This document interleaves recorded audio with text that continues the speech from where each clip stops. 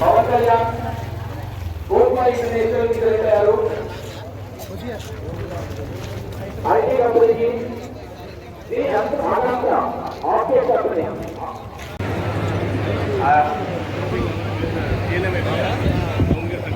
These ఆఫ్ solution sir కోదాడలోనే పుట్టి పెరిగిన ఒక CEO US లో దీస్ ఆఫ్ సొల్యూషన్ హైదరాబాద్లో చిన్న కంపెనీ చేసింది సార్. వీళ్ళు మన ఎక్స్క్లూజివ్లీ ఉద్యోగాల పిల్లల్ని మాత్రమే రిక్రూట్ చేసుకుంటామని వచ్చారు సార్. 3 lakhs ప్యాకేజ్ తోటి US IT రిక్రూటర్ పొజిషన్ తీసుకున్న వై అమూల్య దీస్ ఆఫ్ వెంచర్ రండి టైం చేయండి.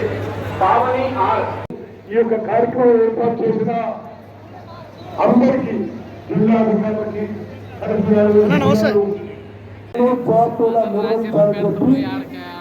మేము ఆలోచన చేసి ముందుకు పోయాం.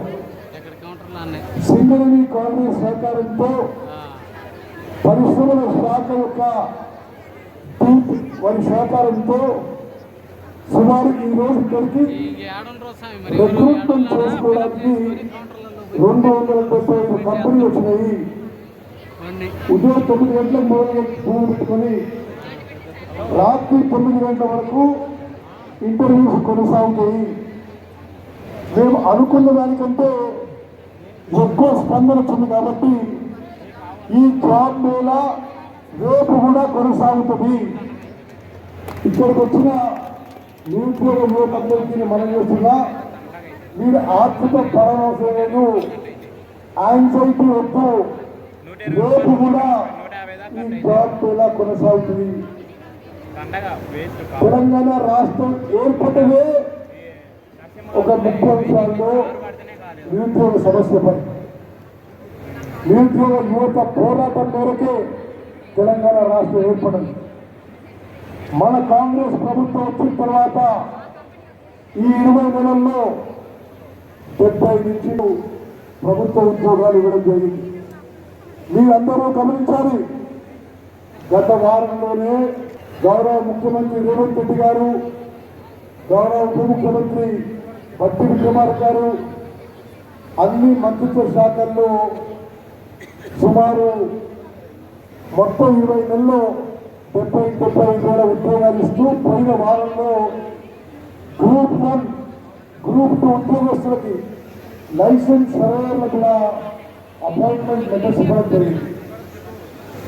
అదేవిధంగా ప్రభుత్వ ఉద్యోగాలు ఏర్పాటు చేస్తూ ప్రైవేట్ రంగంలో కూడా ప్రత్యేకంగా గ్రామీణ యువతకి ఉద్యోగ అవకాశాలు కల్పించాలనే ఉద్దేశంతో ఈ మెగా జాబ్ మేళా ఏర్పాటు చేయడం జరిగింది.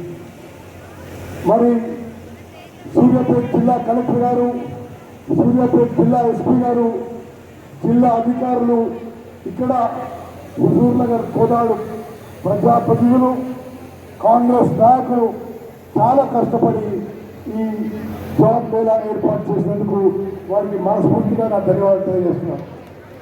మరి ఈరోజు కొన్ని వేల మంది నిరుద్యోగ యువత ఈరోజు రావడం జరిగింది. ఇంటర్వ్యూలకు అప్లై వాళ్ళు అప్లై అవుతున్నారు. తప్పనిసరిగా కొన్ని వేల మందికి ఇక్కడ ఉద్యోగ అవకాశాలు వస్తాయని చెప్పి నా పూర్తి నమ్మకం, విశ్వాసం. ఈ ప్రారంభ కార్యక్రమం తర్వాత ఒక ముఖ్యమైన విజ్ఞప్తి. సరే, నిరుద్యోగ యువతకి, యువకులకి అన్ని రకాల సదుపాయాలు కల్పించాం. ఒక వెయిటింగ్ ఏరియా కల్పించాం. సుమారు 50 నుంచి 60 వేల మందికి ఉదయం టిఫిను, మధ్యాహ్నం భోజనాలు, సాయంత్రం టిఫిన్ ఛాయ్ ఏర్పాటు చేశాం. నా రిక్వెస్ట్ ఒకటే, నా సోదరిమణులు, కాంగ్రెస్ నాయకులు, కార్యకర్తలు ఈ ప్రారంభోత్సవ కార్యక్రమం అయిపోయిన తర్వాత ఎవరికైతే ఏ డ్యూటీ అప్పగించలేదో దయచేసి మీరు ప్రాంగణం నుంచి బయటకు. ఈ ప్రాంగణం కానీ పక్కన ఆ స్వర్ణ వేదిక కానీ ఆ భోజనాల ప్రాంగణం కానీ మనం పూర్తిగా నిరుద్యోగ యువతీ యువకుల కోసం వదిలేద్దాము. వాళ్ళకి కొంత బేస్ కన్స్టెంట్ లేకుండా పార్టీ పరంగా మీకు డ్యూటీ ఉంటే ఓకే.